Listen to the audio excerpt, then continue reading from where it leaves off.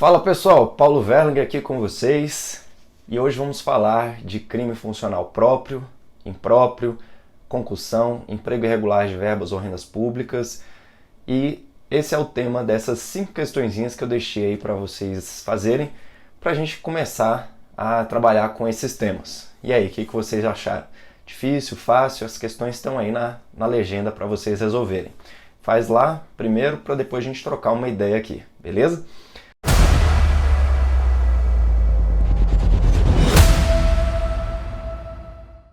Vamos lá então. Na questão 1, tá lá. Peculato é um crime funcional ou próprio quanto ao sujeito ativo. E aí, o que você marcou? Questão correta, não é isso? Questão tranquila. Peculato é um crime funcional ou próprio. O que é um crime próprio? Crime próprio é aquele que somente pode ser praticado por determinadas pessoas. Os crimes funcionais são aqueles que somente podem ser praticados por funcionários públicos. Então, crime funcional é um crime próprio. Mas por que eu trouxe aqui uma questão relativamente fácil? Para a gente comparar com a 3. Olha lá. 3 diz, peculato é um crime funcional próprio. E aí? Questão errada. Peculato é um crime funcional impróprio. Então, muita gente confunde porque são duas classificações parecidas. A gente tem o crime próprio, que é o que a gente falou aqui, que é o crime que somente pode ser praticado por determinadas pessoas. Como, por exemplo, o crime funcional, que somente pode ser praticado por funcionário público. E a gente tem os crimes funcionais, que se dividem em próprios e impróprios. Então é outra classificação. As questões até se parecem, a 1 e a 3. Na verdade, mudam ou. Você prestou atenção nisso? Que olha lá, na questão 1, ele fala, peculato é um crime funcional ou próprio, correto. 3, peculato é um crime funcional próprio, errado. Né? Então vamos explicar um pouquinho melhor. Os crimes funcionais se dividem em próprios e impróprios. O que é um crime funcional próprio? Crime funcional próprio é aquele crime que descreve uma conduta que, se praticado por outra pessoa que não seja o funcionário público, ele vai ser considerado um fato atípico, ou seja, teremos uma atipicidade absoluta. O exemplo aqui é o crime de prevaricação, artigo 319. O funcionário público que deixa de praticar um ato de ofício para satisfazer interesse ou sentimento pessoal, ele comete o crime de prevaricação. Então, por exemplo, o funcionário público que deixou de praticar um ato, por exemplo, não deu andamento a um processo por ser de interesse de um desafeto dele, ou seja, para satisfazer esse sentimento dele, ele cometeu o crime de prevaricação. Na iniciativa privada, a mesma conduta de um particular numa empresa privada não é considerada crime. Ela pode até ser um ilícito administrativo ou outras coisas que vai responder na empresa. Mas não é crime. Ou seja, aqui nós temos uma atipicidade absoluta. O fato deixa de ser crime se não cometido por funcionário público. Agora aqui, o que é o crime funcional impróprio? Crime funcional impróprio é aquele que, se não cometido pelo funcionário público, a gente tem uma atipicidade relativa, ou seja, o fato passa a ser outro crime. Então vamos colocar aqui, atipicidade relativa. Então o exemplo, qual seria? O próprio peculato, como eu disse. Peculato, opa, eu já emendei, relativa com peculato. Atipicidade relativa. Peculato, apropriação. Funcionário público tem a posse de um notebook por conta de suas atividades e ele se apropria desse notebook. Crime, peculato, apropriação. Agora, o particular tem um notebook por conta também da sua profissão, que é o notebook da empresa que ele trabalha. Crime, apropriação indébita. Ou seja, tivemos uma atipicidade relativa. O fato passou a ser outro crime, que não um crime funcional. Beleza? Então não confundir. Crime próprio é uma coisa, crime funcional próprio é outro. Crime funcional é um exemplo de crime próprio, mas temos também a classificação de crimes funcionais próprios e impróprios. Os próprios, inclusive, também chamados de propriamente ditos ou puros, e os impróprios de impropriamente ditos e impuros. Beleza? Bora lá. Questão 2. O crime de exploração de prestígio somente pode ser praticado por funcionário público. E aí, o que você marcou? Questão errada, não é isso? É importante saber, conhecer o rol dos crimes funcionais, para não errar uma questão relativamente simples como essa. Os crimes funcionais estão previstos lá, como eu disse, a partir do 312 do Código Penal.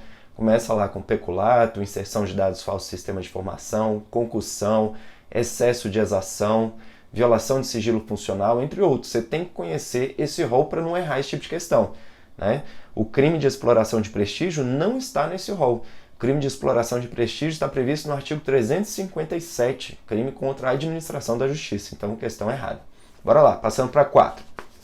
O crime de concussão é delito próprio e consiste na exigência do agente, direta ou indireta, em obter da vítima vantagem indevida para si ou para outrem, e consuma-se com a mera exigência, sendo o recebimento da vantagem considerado como exaurimento do crime. Questão correta, não é isso? O crime de concussão é delito próprio. Não é isso? Porque concussão, artigo 315, está previsto no rol dos crimes funcionais. Os crimes funcionais, como eu disse na questão 1, são crimes próprios. Aí a questão continua dizendo que consiste na exigência do agente, direta ou indireta, em obter vantagem indevida para si ou para outrem. Consuma-se com a mera exigência. Aqui um ponto importante para a gente comentar. Concussão consuma-se com a mera exigência, ou seja, é um crime formal, crime de consumação antecipada. Não é necessário que a vítima receba, não é necessário que o agente receba essa vantagem indevida. O recebimento é mero exaurimento, como continua aqui a questão. O exaurimento não faz parte do iter criminis, do caminho do crime. O que é o iter criminis? É o caminho do crime que consiste em CPEC, cogitação, preparação, execução e consumação. Exaurimento não faz parte do caminho do crime, ou seja, o crime já se consumou, já ocorreu. Exaurimento é o esgotamento, já foi além, certo? Então, questão correta. Só 2 pontos aqui para a gente não confundir, porque muitas questões trazem concussão confundindo com corrupção passiva ou também com extorsão. Na extorsão, qual que é o núcleo do tipo? Qual que é o verbo que a gente acabou de falar? Exigir. Então, na concussão, nós temos o núcleo do tipo exigir.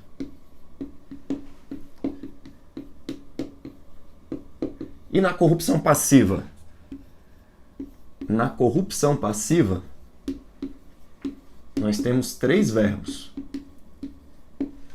receber, aceitar ou solicitar.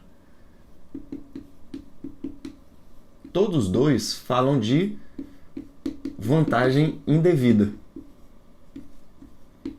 Muitas questões, como eu disse, trazem os 2 para confundir. Vantagem indevida. Então decidi escrever aqui só para ficar mais fácil para a gente lembrar. Concussão e corrupção passiva. Na concussão, as questões muitas vezes também trazem como impor como obrigação. Exigir é a mesma coisa que impor como obrigação. Já no caso solicitar, né, já estaria caracterizada então corrupção passiva. Inclusive aqui temos um erro também do legislador que puniu uma questão, um crime mais grave, ou seja, exigir é muito mais grave do que solicitar, aumentar o crime da corrupção passiva, a pena do crime, e não aumentar o da concussão. Então a gente tem uma conduta mais grave que é punida de forma menos severa. Isso inclusive já caiu em prova também. E o que você também não pode confundir é a concussão com a extorsão. Por quê? Porque na concussão a gente tem o que a gente chama de metus publicae potestatis. Ou seja, o agente público exige, e impõe como obrigação, mas ele não se utiliza nem de violência nem de grave ameaça. Ele se utiliza da sua função, da sua autoridade pública. A vítima, ela cede por conta desse metus publicae potestatis, ou seja, pelo medo da função pública exercida pelo agente. Se o agente se utiliza de violência ou grave ameaça, mesmo ele sendo funcionário público, a gente vai ter o crime de extorsão. No caso, violência ou grave ameaça para obter vantagem econômica. Teremos o crime de extorsão. Então, muitas questões trazem concussão, tentando te confundir com corrupção passiva e com extorsão. Com essas observações você não erra mais, beleza? Vamos lá para 5, para a gente fechar. Para a caracterização do crime de emprego irregular de verbas ou rendas públicas, não há que se fazer presente o lucro ou proveito próprio ou de terceiro. E aí? Questão correta, não é isso? Isso porque no delito de emprego irregular de verbas ou rendas públicas não há esse proveito próprio ou de terceiro. Então as questões também trazem para confundir com o peculato desvio. No peculato desvio, nós temos o desvio desse valor em proveito próprio ou de terceiro. Então, por exemplo, um funcionário público que recebe diárias para executar um serviço e não viaja. Ele fica com dinheiro. Nesse caso, peculato desvio, pois houve um proveito próprio dele. Agora, no emprego irregular de verbas ou rendas públicas, é o exemplo de um dinheiro que era destinado para um hospital e agora foi aplicado na creche. Ou seja, é somente uma aplicação indevida da verba ou da renda pública. Beleza? Bacana, pessoal. Fechamos essas 5 questões e aproveitei para explanar um pouco mais aqui, para evitar que você erre em outras questões, detalhes já trazidos em outras. E vamos continuar. Essa semana vamos ter outros comentários de outras questões de crimes contra a administração pública. Beleza? Abraço!